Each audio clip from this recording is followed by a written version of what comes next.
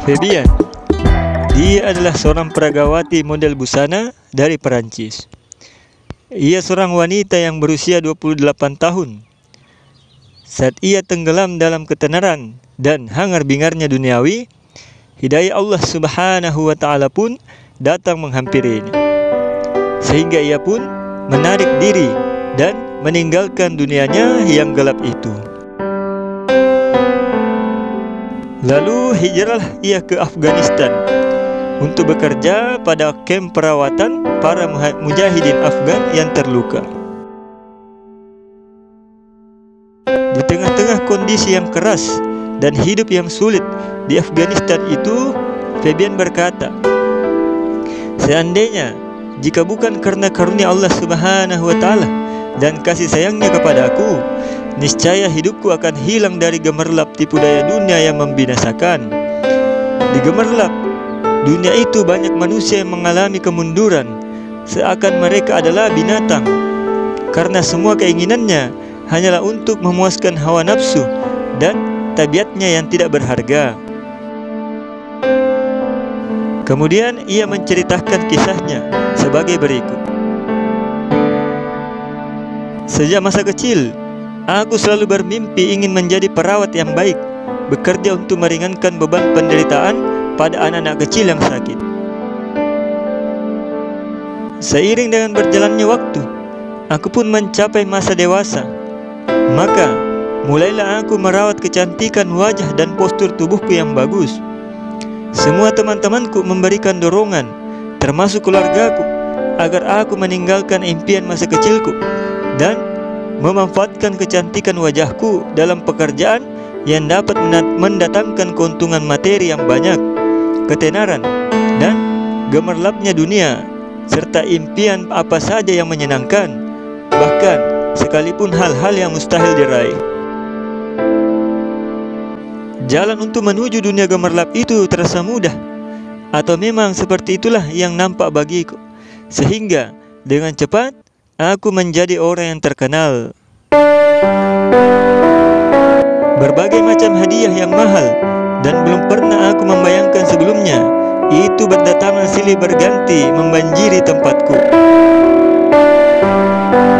Akan tetapi, semua itu harus aku bayar dengan harga yang sangat mahal. Untuk mendapatkan itu, aku harus bisa melepaskan diri dari fitrahku sebagai manusia. Syarat kesuksesan dan keberhasilanku itu, yaitu aku harus menghilangkan rasa malu yang selama ini melekat dalam diriku, menghilangkan kecerdasanku, dan aku enggan belajar apapun kecuali gerakan-gerakan tubuhku dan alunan musik. Selain itu, aku juga harus mengharamkan bagi diriku segala macam makanan lezat, dan aku juga mengkonsumsi berbagai multivitamin kimiawi, obat penambah tenaga, dan obat penumbuh semangat. Sebelum aku lakukan semua itu, terlebih dahulu aku harus menghilangkan naluriku sebagai manusia. Aku tidak memiliki benci, tidak memiliki rasa cinta, tidak memiliki rasa untuk menolak segala sesuatu. Sungguh, rumah-rumah model busana itu telah menjadikan diriku seperti patung yang bergerak. Tujuannya hanyalah menyanyiakan hati dan akal. Aku dididik menjadi manusia yang dingin, keras, angkuh, hatiku kering. Diriku hanyalah seakan kerangka yang mengenakan pakaian. Aku menjadi benda mati yang bergerak, tersenyum, namun tidak mempunyai rasa. Fenomena ini bukan aku saja yang mengalami. Bahkan setiap kali seorang peragawati sukses dalam melepaskan dirinya dari sifat kemanusiaannya, nilainya akan bertambah dalam dunia yang dingin, angkuh, dan sombong itu. Jika mereka tidak mengikuti pelajaran-pelajaran dalam busana model itu, dirinya pasti dihadapkan dengan berbagai bentuk siksaan jiwa dan juga jasmani. Aku telah berkeliling ke seluruh penjuru dunia sebagai peragawati. Rancangan model busana terbaru dengan semua apa yang ada di dalamnya, tabarruj, berhias ala jahiliyah, mempertontonkan aurat dan sejenisnya, dan tipuan, mengikuti kehendak-kehendak syaitan, serta menampakkan hal-hal yang menarik dalam diri wanita tanpa rasa gelisah ataupun rasa malu. Fabian kemudian melanjutkan ceritanya dan berkata, "Selama itu, aku tidak pernah merasakan keindahan model pakaian yang terbalut di atas badanku yang kosong, kecuali udara dan kerasnya hati. Pada saat itu aku merasakan pandangan mereka yang merendahkan terhadap diriku sebagai manusia. Mereka hanya menghargai terhadap apa yang aku kenakan dan gerakan tubuhku. Setiap aku bergerak dan berlenggak-lenggok, mereka selalu berkata, seandainya. Setelah masuk Islam, aku baru tahu bahwa kalimat seandainya itu hanyalah membuka pintu perbuatan syaitan. Sungguh, hal itu adalah benar, karena kami telah hidup di alam kehinaan dengan segala dimensinya. Celakalah bagi orang yang mengalaminya dan berusaha cukup dengan pekerjaannya itu saja." Mengenai perubahan Fabian yang drastis dari kehidupan berfoya-foya dan sia-sia menuju kehidupan yang berkah, dia berkata, "Saat itu kami sedang dalam perjalanan di Beirut yang hancur. Di tengah kehidupan yang carut-marut itu, aku melihat banyak orang sedang membangun hotel-hotel berbintang dan rumah-rumah yang megah. Kemudian aku melihat sebuah rumah sakit anak-anak di Beirut. Ketika itu aku tidak sendirian. Ada beberapa teman wanita aku dari patung-patung manusia.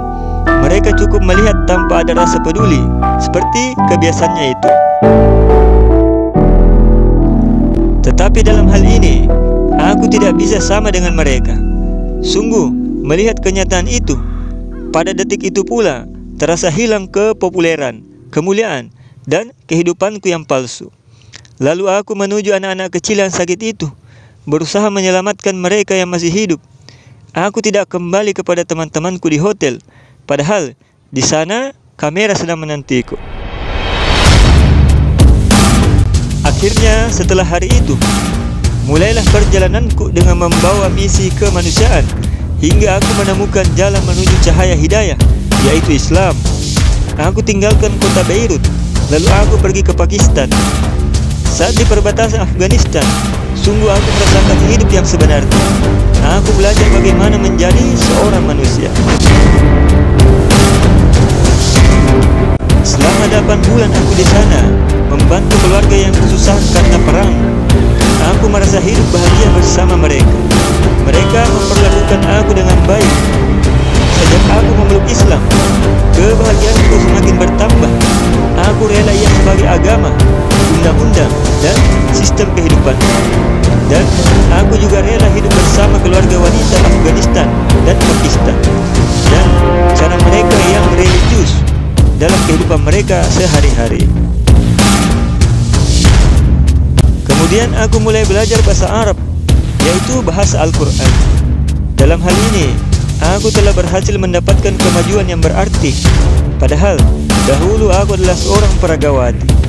Dengan ilmu itu, kehidupanku sejalan dengan landasan-landasan Islam dan kerohaniannya.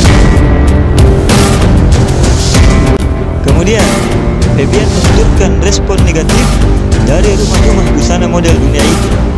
Setelah ia mendapatkan hidayah, mereka berusaha dengan berbagai upaya menghalanginya dengan tekanan-tekanan materi secara intens. Mereka mengirim barang-barang berharga yang berlipat ganda, melebihi dari gajinya setiap bulan, bahkan hingga 3 kali lipat. Mereka selalu mengirimkan berbagai macam hadiah yang mahal kepadanya, agar dia kembali kepada kehidupan semula dan keluar dari Islam. Namun, ia selalu menolak. Dia melanjutkan dengan ceritanya.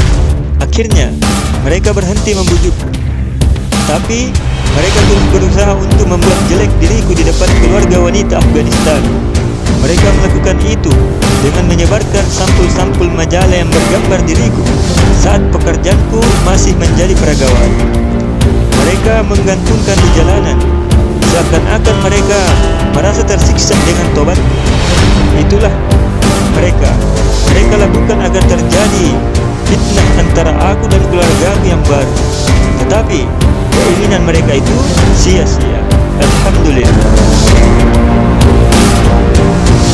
Bebian kemudian memandang tangannya dan berkata, aku tidak pernah menyangka tanganku yang selama ini selalu kujaga kehalusannya, sekarang dapat aku gunakan untuk pekerjaan yang sulit ini di tengah-tengah gunung. Tetapi kesulitan ini menambah kesucian tanganku, dan insya Allah akan ada balasan yang terbaik di sisi Allah Subhanahu wa Ta'ala. Insya Allah. Amin ya Rabbal Alamin. Alhamdulillah. Demikianlah kisah yang luar biasa ini, kisah seorang model yang hijrah yang mendapat cahaya hidayah Islam. Semoga apa yang kita dengarkan ini menjadi asbab meningkatnya daripada ketakwaan kita.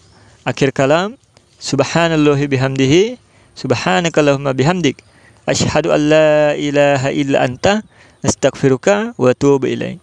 Assalamualaikum warahmatullahi wabarakatuh.